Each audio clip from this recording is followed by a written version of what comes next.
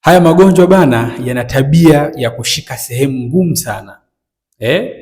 Hebu jiulize, magonjwa ya kimetaboliki kama kisukari, magonjwa kama pressure, uzito mkubwa, ni magonjwa ambayo ili uwe salama yanataka uache mazoea ya ulaji wa vyakula kama ugali, vyakula ulivyovizoea kama wali, vyakula ulivyovizoea kama ngano, mikate, mandazi, tambi, ili uwe salama na hayo magonjwa. Na hayo ni just to mention machache tu, yako mengi sana.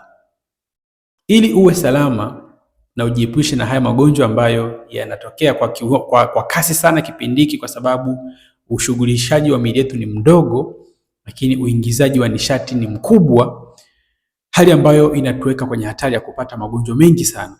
Sasa nasema haya magonjwa yanagusa sehemu mbaya, kwa sababu sehemu ngumu sana, kwa sababu imagine ladha yako ya mwanzo katika masuala ya chakula ilikuwa ni ugali, ilikuwa ni wali, yani hata ukisikia tu harufu ya wali mpaka leo unahisi kuchanganyikiwa. Ukiona maandazi kuna namna fulani, ukiona chips, ni vyakula ambavyo unajiandaa kuvitumia kipindi cha sikukuu, halafu leo unakuja kuambiwa uviache kwa ajili ya kutunza afya yako. Kuna mzee mmoja alishaye kuniambia, sasa kama ili niweze kupona kisukari nahitaji kuacha wali, wacha nife tu, siwezi kuacha wali. Yaani mtu ameshajenga mapenzi na chakula kiasi ambacho anaona kama ni adhabu hivi. Lakini wacha nikwambie kitu kimoja.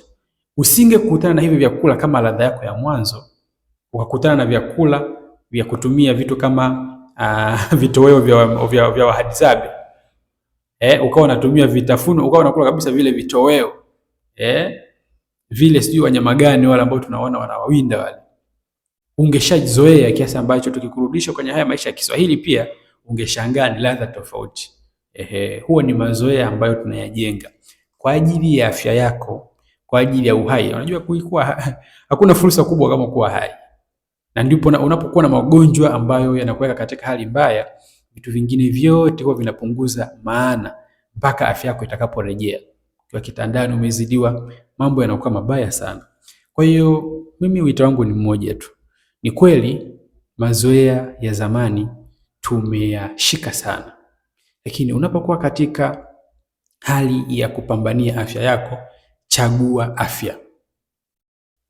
Mazoea yanaweza, yaani unaweza kujiri programu upya, ukajikuta unaanza kuwa na mapenzi na lifestyle mpya ambayo inakuweka huru, lakini pia inakuweka kwenye uponyaji.